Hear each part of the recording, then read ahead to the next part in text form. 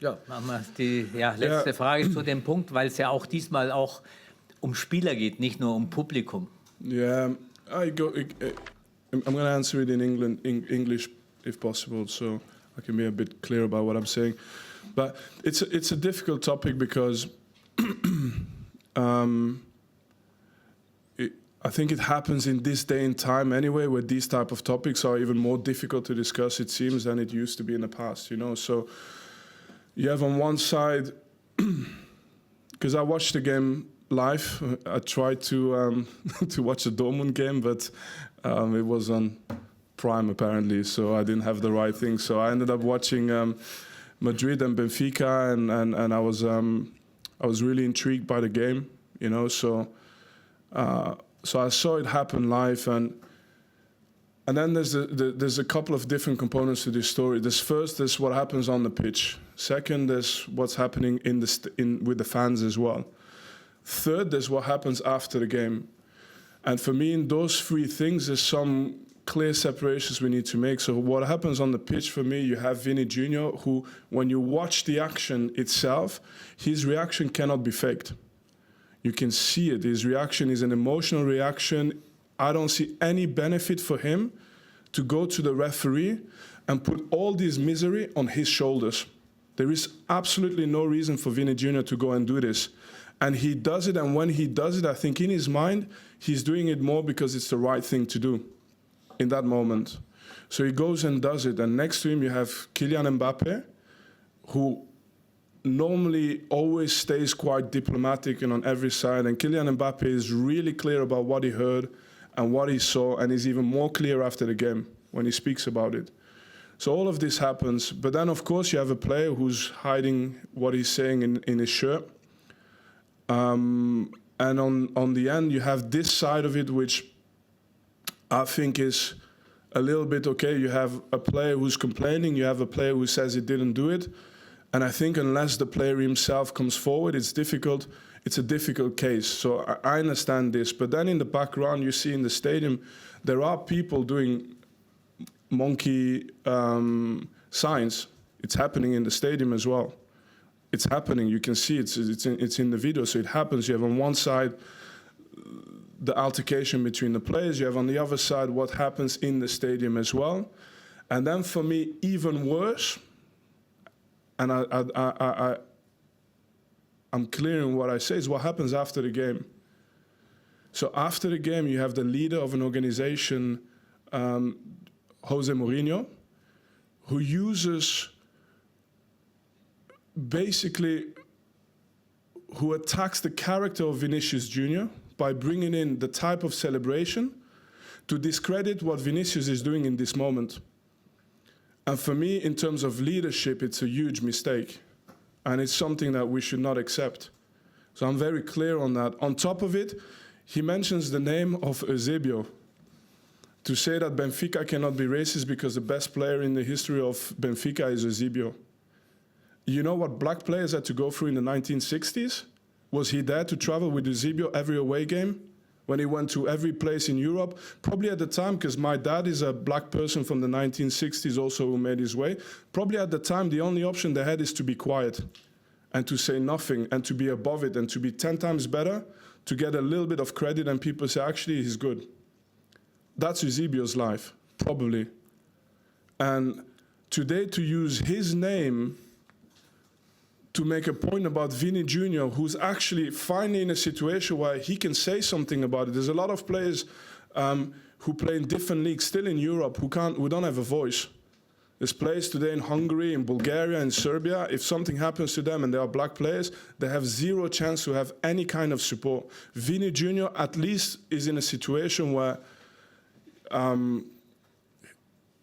lot of people have made it possible for him to take this moment and to protest in this moment, you know. And then I'm thinking how it is that you can. So I'm not. It's a difficult thing for me to speak about because, to be honest, in many ways, and I say it very honestly, I don't actually fit in what I see today in the world that is happening in the world. Me personally, I don't see my place in a lot of the things that are happening in today's world. I really don't. So I don't want to be a part of one group. I don't want to be a part of the other group. But if I see the situation with the player, I would like to see a situation where my dream is that at the end of the situation, if it is true that the player from Benfica said something as bad as what he said, I would love a situation where there's still a room where somebody can apologize and say, I'm sorry, I made a mistake.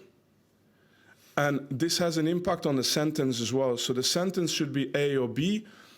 But if you admit that you've made a mistake, there should be an opportunity as well to say that, hey, nobody's perfect. This is also a good step, you know? But we are taking away all these options because we are creating left or right and black and white, and you have to be on one side or on the other side. And actually, the one thing you can't do is punish someone unfairly.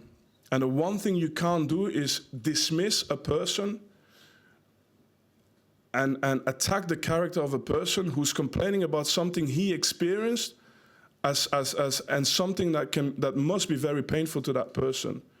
So there's something that needs to happen, but and I'm just thinking, I'm sorry I'm going on this, but I'm just thinking, you know, when José Mourinho is doing the knee slide at Old Trafford, when he goes because he attacked the celebration of Vinicius Junior, when he goes to the fans in the semi-final Inter Milan against Barcelona, and he goes in front of the Barcelona fans and does his celebration, when he plays against Sevilla with AS Roma, and in that moment he's fighting with the referees, and the referees have to go under protection, leave the country under protection after that game.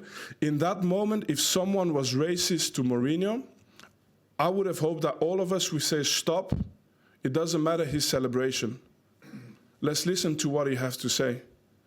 And let's defend some simple things, some core things. But again, even in that sense, I like to give context. So I have to still say that I know so many players, and I'm thinking about this situation, who have gone through it, and it's important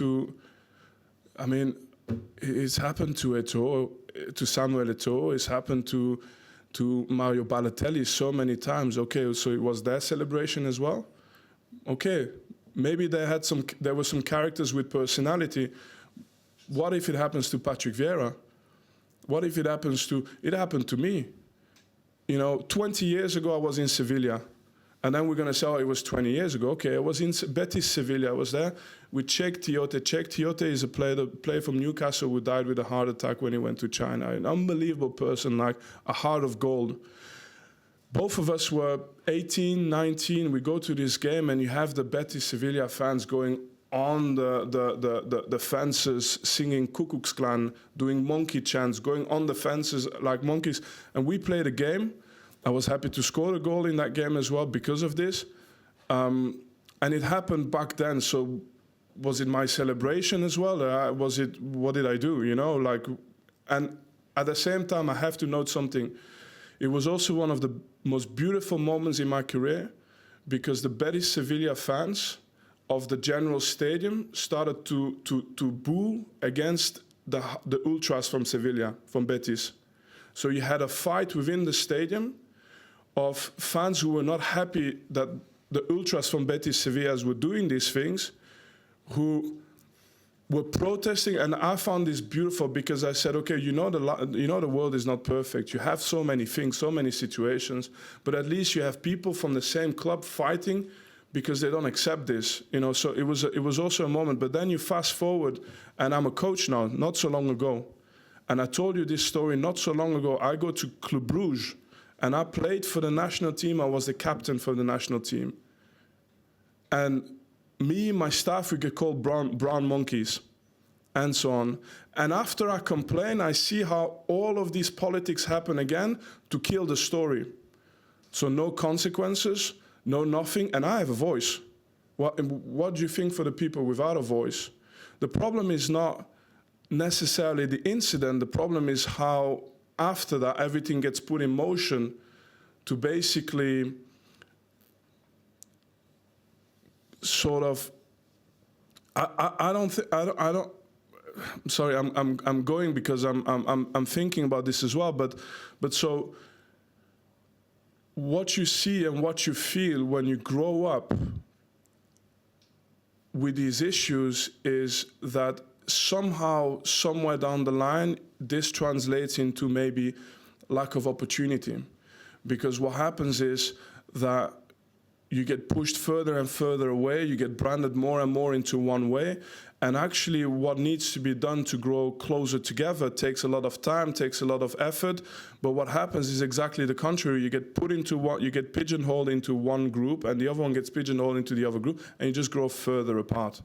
And so my thought about this is, and now I'm going to finish on this because you've opened up something for me here, but I'm going to finish on this. In the end, I'm not saying go left and kill or go right and kill. That's not what I'm saying. Deep down, I know I've met 100 people who worked with José Mourinho. I've never heard a person say anything bad about José. All the players who played with him, they love him. So I understand the person he is. I understand he's fighting for his team, he's fighting for his club, and he's made that decision. And you cannot be a bad person and have all the ex-players you've had talk so positively about you. So I know he's a good person. I don't need to judge him as a person, but I know what I've heard. So, and I understand maybe what he's done, but he's made a mistake. And it's something that hopefully in the future won't happen like this again, and that we can move forward and grow and hopefully. Yeah, I mean, look at the things that we can do together rather than the things that always constantly separate us.